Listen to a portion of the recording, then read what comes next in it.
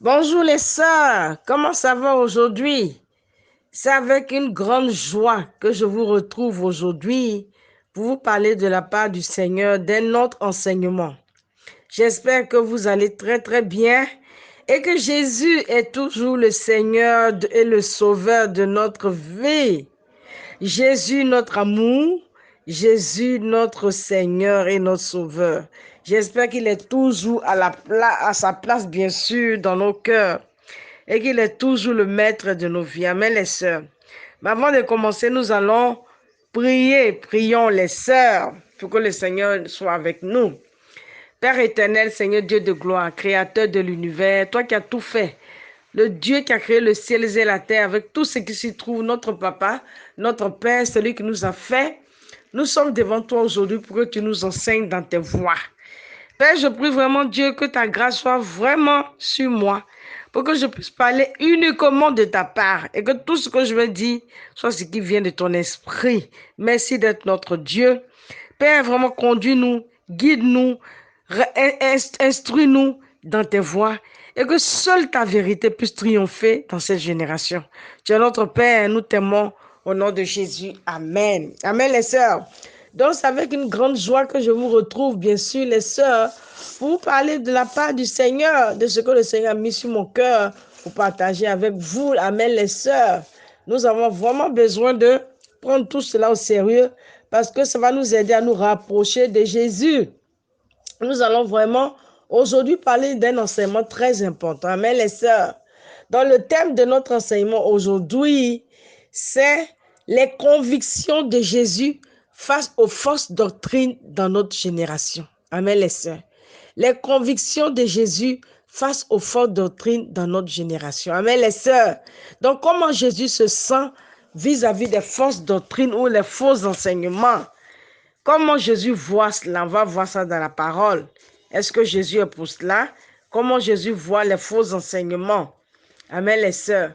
1 Timothée 1, verset 3 à 4. Allons-y là-bas. Amen, les sœurs. Nous allons lire nos Bibles. J'espère que la Bible à côté, avec vraiment le cahier, vraiment pour prendre de bonnes notes, les sœurs, pour que nous puissions changer nos vies. Amen, les sœurs. Donc, nous allons lire en 1 Timothée 1, verset 3 jusqu'au verset 4. Allons-y là-bas. 1 Timothée 1, verset 3 à 4. Qu'est-ce que Dieu dit dans ce passage? Donc, prenons nos Bibles en 1 Timothée 1, verset 3 à 4. Qu'est-ce que le Seigneur nous dit?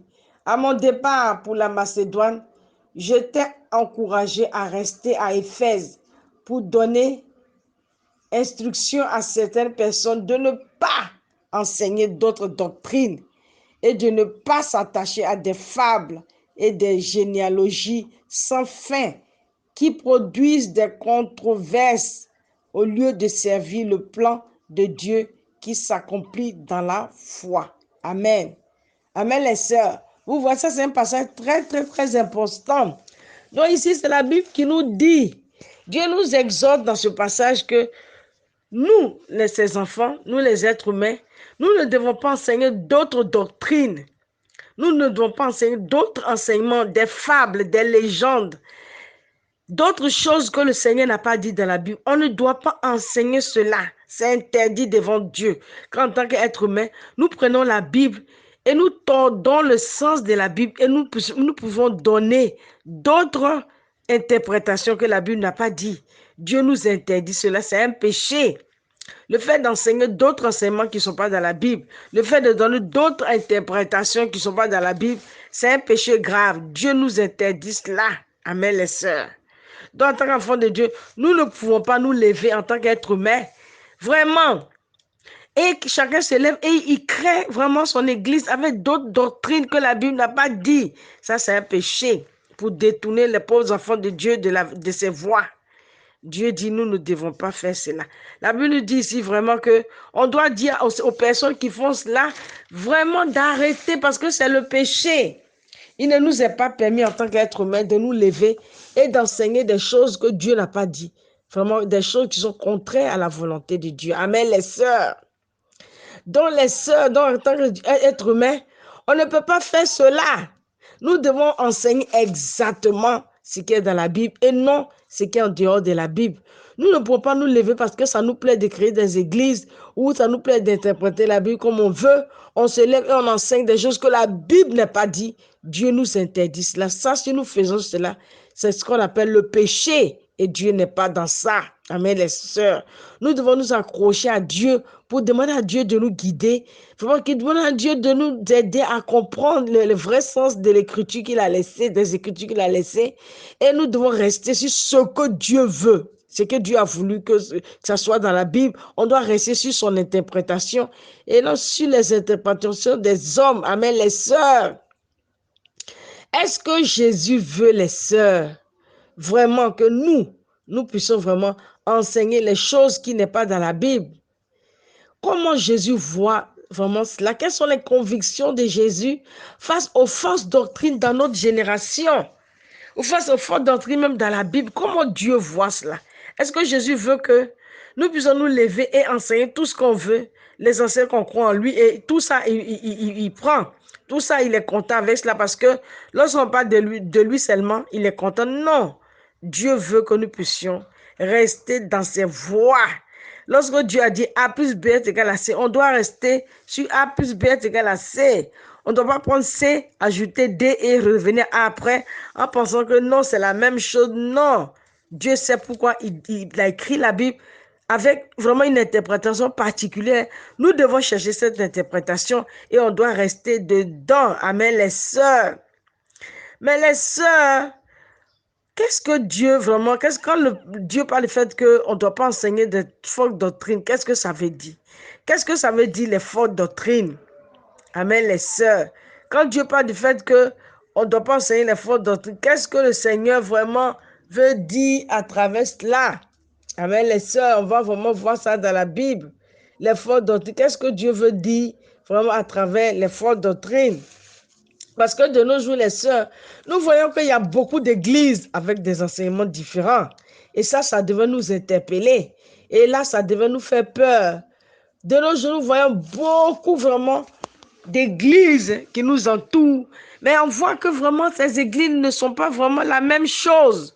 On voit que ce n'est pas les mêmes enseignements vraiment qui sont dans ces églises, alors qu'il y a une seule Bible que Dieu nous a laissée.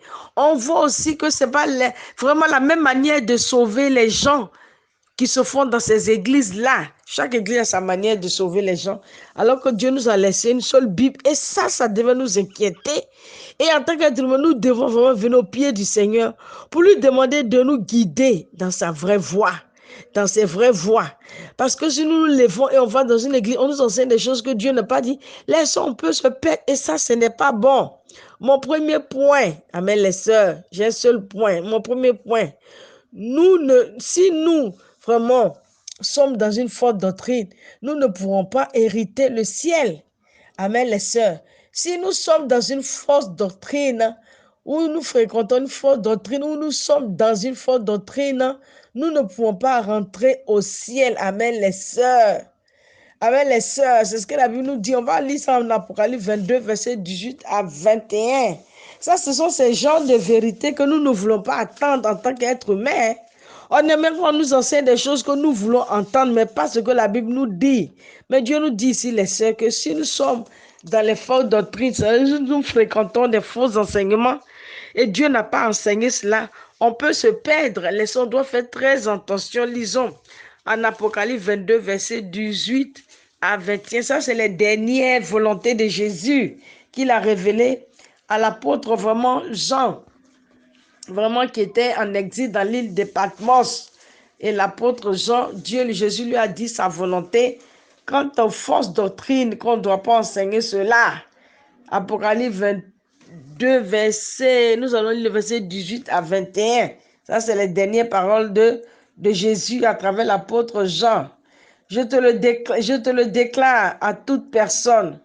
Je le déclare à toute personne qui écoute les paroles de prophétie de ce livre.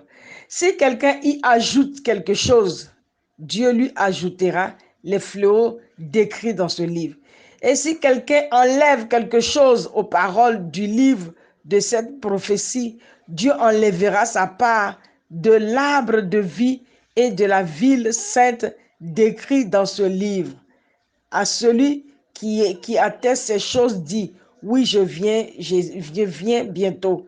Amen. Viens, Seigneur Jésus, que la grâce du Seigneur Jésus-Christ soit sur vous tous. Amen. Amen, les sœurs. Donc ici, que la grâce du Seigneur Jésus soit sur tous les saints. Mais les sœurs, Dieu nous dit au verset précisément, au verset 18 à 21, que les sœurs, Jésus nous dit une vérité vraiment qui fait peur ici. Ce sont les dernières paroles de Jésus. Jésus nous dit, les sœurs, que nous, les hommes qui sommes sur cette terre, nous ne pouvons pas ajouter quelque chose à la parole de Dieu. Nous ne pouvons pas ajouter des écritures. Nous ne pouvons pas ajouter des doctrines. Nous ne pouvons pas tordre le sens des écritures et ajouter ce qui nous plaît dans la Bible. Et nous ne pouvons pas aussi retrancher ce que Dieu a dit.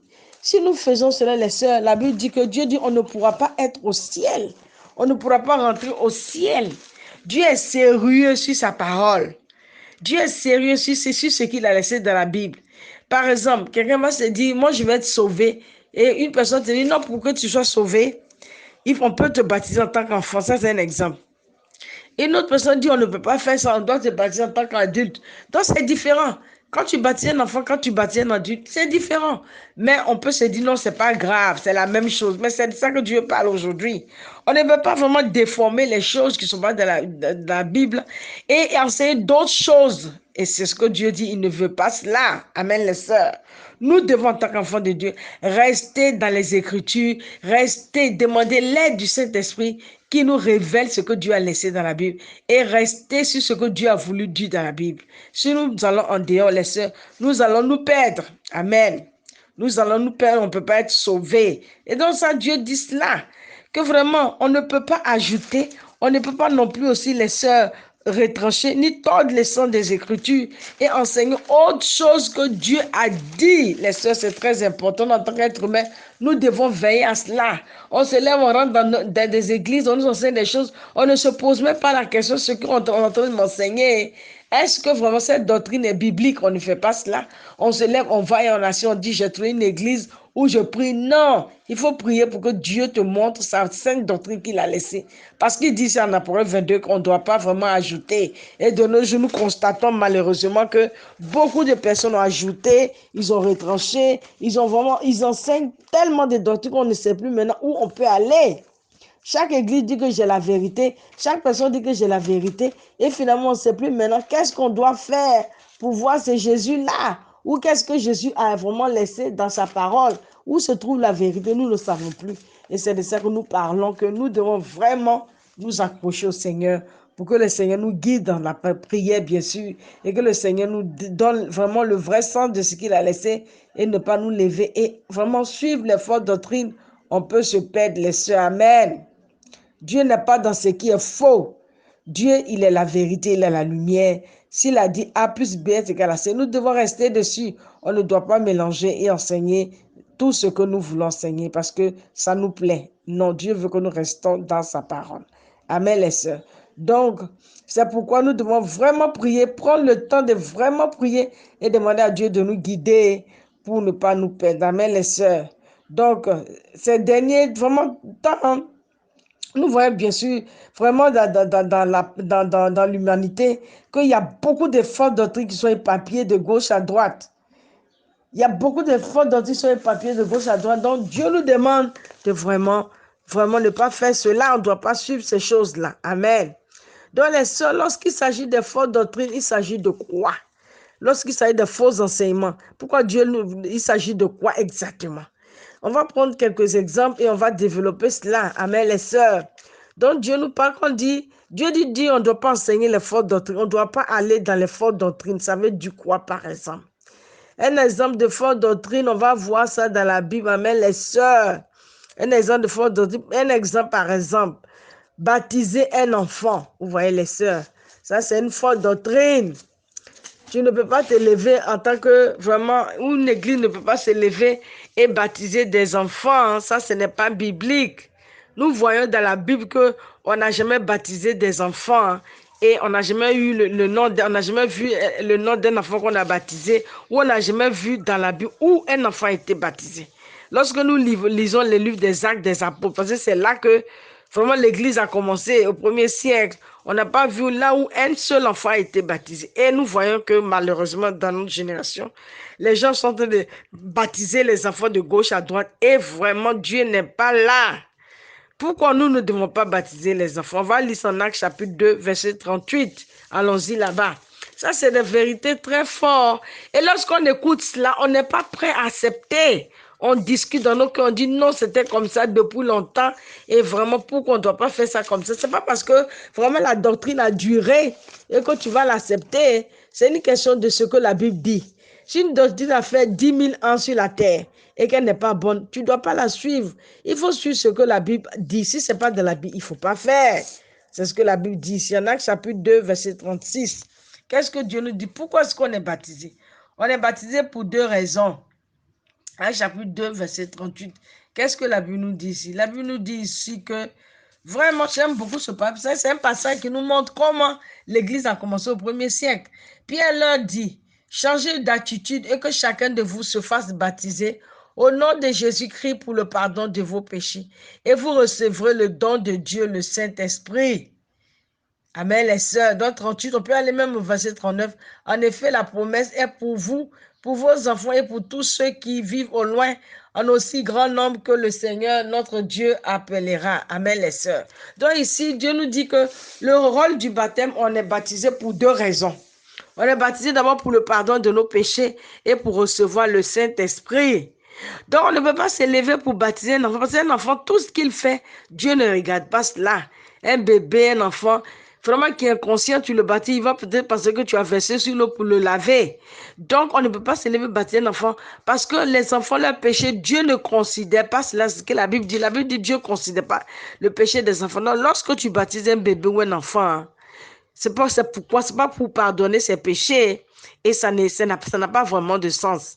Donc, Dieu ne veut pas qu'on baptise les enfants. Ça, c'est un exemple, par exemple, de fausse doctrine. Mais les sœurs, nous voyons qu'il y a beaucoup d'églises qui font cela. Et on n'a jamais vu de la Bible où les disciples du 1er siècle ont fait cela. Et on va dans ces églises-là et on baptise nos enfants. Nous, peut-être qu'on était plus nous a baptisés. Et tout ça, on ne se pose pas des questions. On pense que ce n'est pas grave, que c'est la même chose. Ce n'est pas la même chose. Il ne faut pas aller, il ne peut pas aller vraiment faire ce genre de choses. Si un homme vraiment se lève et il crée une doctrine, il ne faut pas aller dans ces endroits-là. Et vraiment, sinon tu peux te perdre. Dieu ne veut pas que nous baptisons les enfants parce que les enfants, vraiment, leur péché, Dieu ne considère pas cela. On est baptisé pour le pardon des péchés et on n'est pas baptisé, on ne peut pas baptiser les enfants parce que leur péché, Dieu ne regarde pas cela. On va parler de notre doctrine. Il y a des milliers. On va prendre peut-être 2 ou 3 aujourd'hui pour en parler, mais il y a plein de fausses doctrines qui sont vraiment éparpillées dans le monde. Une fausse doctrine, c'est recevoir Jésus dans le cœur pour être sauvé. Amen, les sœurs. Il y a certaines vraiment dénominations qui enseignent cela. Ils disent que pour que nous puissions être sauvés, nous devons recevoir Jésus dans le cœur pour être sauvés par la prière. Nulle part dans la Bible, les sœurs, Jésus n'a jamais dit que pour que nous soyons sauvés, il faut que quelqu'un puisse prier pour nous, pour que nous puissions accepter Jésus dans nos cœurs par la prière. On peut relire en Actes chapitre 2, verset 38, qu'on vient de lire. Actes chapitre 2, verset 38, qu'on vient de lire. C'est ça la base vraiment du salut. C'est ce que les disciples qui ont commencé l'église au 1er siècle, c'est ce qu'ils ont fait. Pierre leur dit, changez d'attitude et que chacun de vous se va baptiser au nom de Jésus-Christ pour le pardon de vos péchés et vous recevez le don de Dieu, le Saint-Esprit. En effet, cette promesse de se repentir, bien sûr, être baptisé, est pour vous et pour vos enfants et pour tous ceux qui vivent au loin, en aussi grand nombre que le Seigneur, votre Dieu, les appellera. Donc cette promesse-là de se repentir, être baptisé, de laisser le péché, d'être conscient que voici le mal que je fais à Dieu, je laisse pour le pardon de mes péchés. Et quand tu as laissé ce mal-là, alors tu peux être baptisé pour le pardon de ce péché. Et ça, cette promesse est faite pour ceux qui étaient là, qui écoutaient, et pour toutes les personnes que Dieu va appeler. Vous voyez les sœurs. Donc c'est pour cela qu'on ne peut pas encore se lever pour dire quelqu'un va venir prier pour nous et on récite Seigneur Jésus, Seigneur Jésus. À partir d'aujourd'hui, sois le Seigneur de ma vie. Viens habiter dans mon cœur, viens habiter dans mon cœur.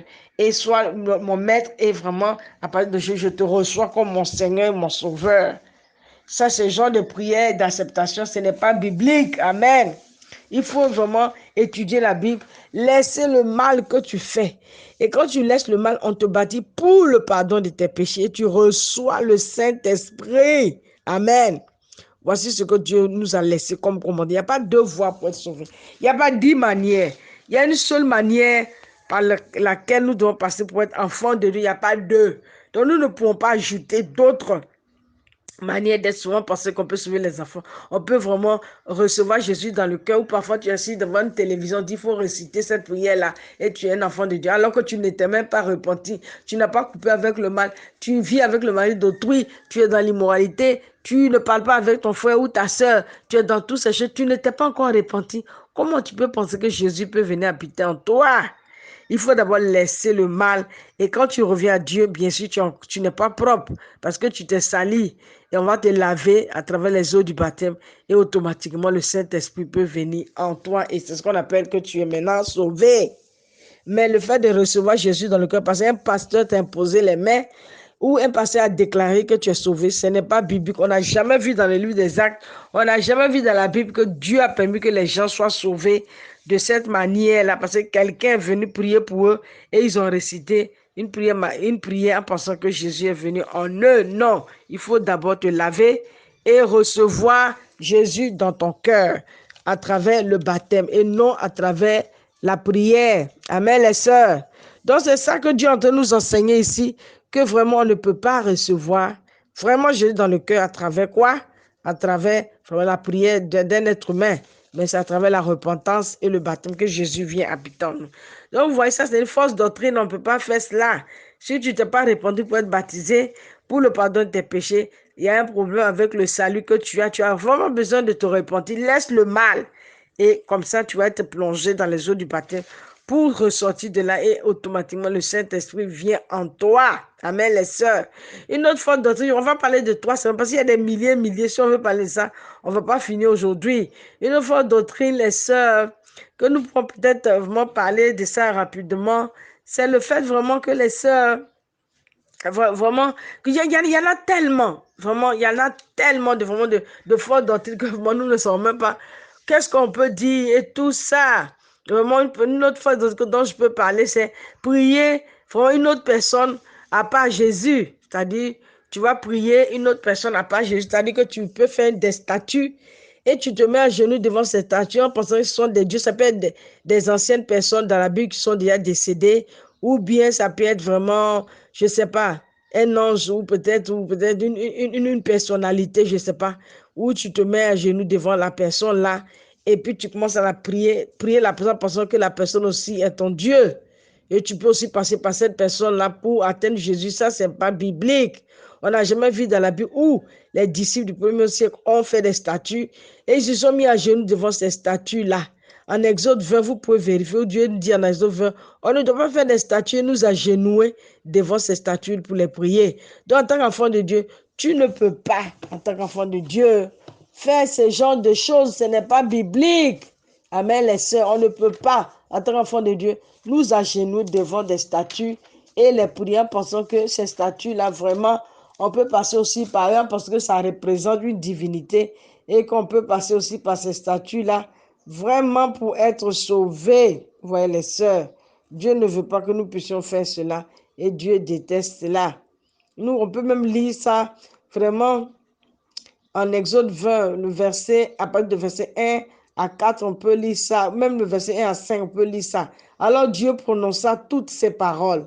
Je suis l'Éternel, ton Dieu, qui t'a fait sortir d'Égypte de ta maison d'esclavage.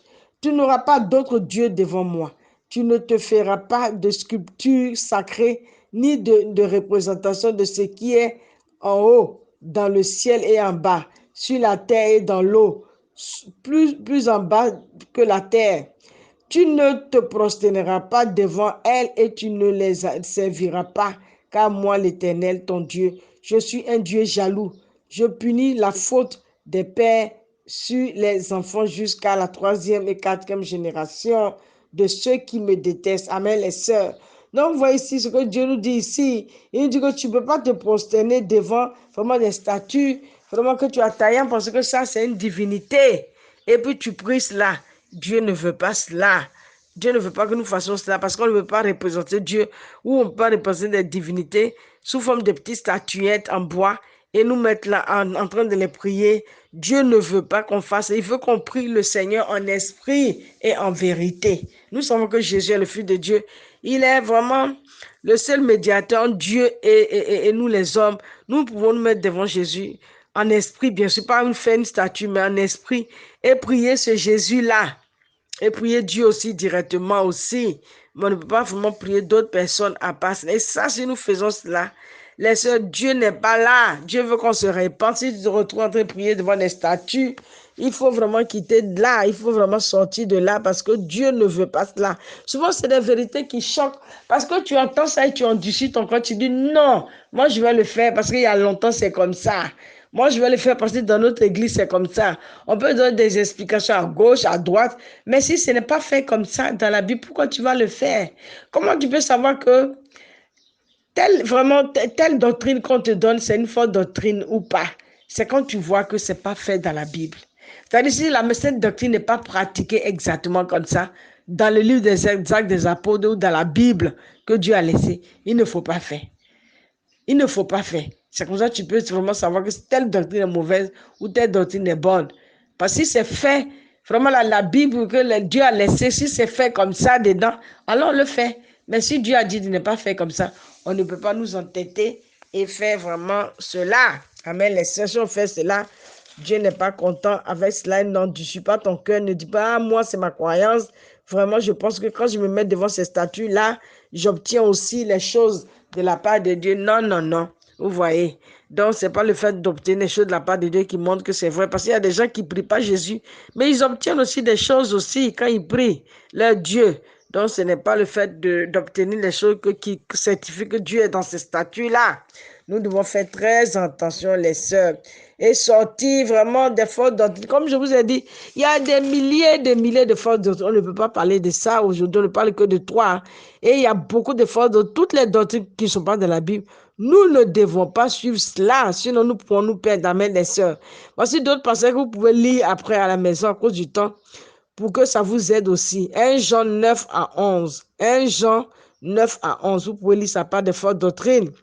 1 Jean 9 à 11, 1 Timothée 4, verset 1 à 4, 1 Timothée 4, verset 1 à 4, 2 Timothée 4, verset 1 à 4. Amen, les sœurs. Et 1 Timothée 4, verset 16. On va lire ça en conclusion. On va laisser 1 Timothée 4, verset 16. Là, on va lire ça en conclusion. Non, les sœurs, nous devons faire vraiment très attention avec toutes ces choses-là, les doctrines qui ne sont pas bonnes. Dieu n'est pas dedans. Vous voyez, les sœurs, on veut parfois obliger Dieu à suivre nos voies, alors que Dieu, il a ses principes. S'il a dit de ne pas faire, il sait pourquoi. Et nous, on ne peut pas vraiment créer des doctrines parce que Dieu forcément vient être dans ces doctrines-là qui ne sont pas bonnes. On ne peut pas obliger Dieu à être dans des doctrines qu'il n'a pas laissées. 1 Timothée 4, verset 16. Ça, c'est un passage très important concernant les fausses doctrines. 1 Timothée 4, verset 16. La Bible nous dit, veille sur toi-même et sur ton enseignement. Mets-y de la persévérance, car en agissant ainsi, tu te sauveras toi-même, ainsi que ceux qui t'écoutent. Amen, les sœurs.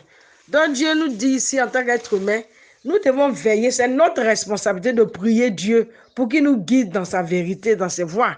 Nous devons veiller sur nous-mêmes et notre enseignement. C'est l'enseignement que tu reçois, que tu entends qu'on t'enseigne. Il faut veiller là-dessus. Il faut être vraiment méticuleux. Si cet enseignement n'est pas dans la Bible, ne le fais pas. Ne le fais pas, ne dis pas, oh, c'est pas grave. Ce qu'on t'enseigne dans l'église où tu vas, est-ce que vraiment l'enseignement qu'on te donne, est-ce qu'il n'y a pas des enseignements qui sont faux, qui sont collés à ça? Peut-être il y a 3 enseignements qui sont vrais, mais il y a 2 ou 3 qui ne sont pas bons. Ne suis pas cela. Parce que les sœurs, Dieu nous dit, si on ne veille pas sur nous-mêmes et sur l'enseignement que nous recevons, nous allons nous perdre. Et nous allons aussi entraîner d'autres personnes à notre perdition. La Bible dit un aveugle ne peut pas conduire un autre aveugle. Donc, si vraiment tu es dans une fausse doctrine, tu peux aussi entraîner d'autres personnes Les gens qui enseignent les fausses doctrines, ils enseignent d'autres personnes. Vraiment aussi dans les fausses doctrines, comme eux et les deux peuvent se noyer, ils vont se noyer. C'est ce que la Bible dit. Donc c'est pour ça que nous devons beaucoup prier et demander au Seigneur de nous guider. Dis à Dieu, Seigneur, là où je suis, là, ce qu'on m'enseigne, est-ce que c'est bon? Ce qui n'est pas bon, révèle-moi et tu vas voir que Dieu va te montrer. Et quand Dieu va te montrer, alors il faut changer. Amen, les sœurs. Donc, en conclusion, je dis ceci, les filles du Dieu vivant. Les sœurs, Dieu nous enseigne aujourd'hui que nous devons vraiment faire très attention avec les fausses doctrines. Les fausses doctrines, les sœurs, c'est le péché. Les fausses doctrines, si nous sommes dedans, nous ne pouvons pas hériter le ciel. La Bible nous demande, les sœurs, vraiment de faire très attention et vraiment de pouvoir vraiment chercher la doctrine que Jésus a laissée dans sa parole. Dieu veut vraiment qu'on puisse faire ce qu'il a laissé et non d'enseigner ou d'écouter ou de suivre les fausses doctrines. Amen, les sœurs, demandons au Seigneur de nous guider et de nous aider pour que nous puissions marcher dans ses voies. Donc, les sœurs, je vous aime beaucoup. Que le Seigneur nous bénisse et à la prochaine fois pour un autre enseignement pour vraiment la gloire de Dieu. Je vous aime. Amen.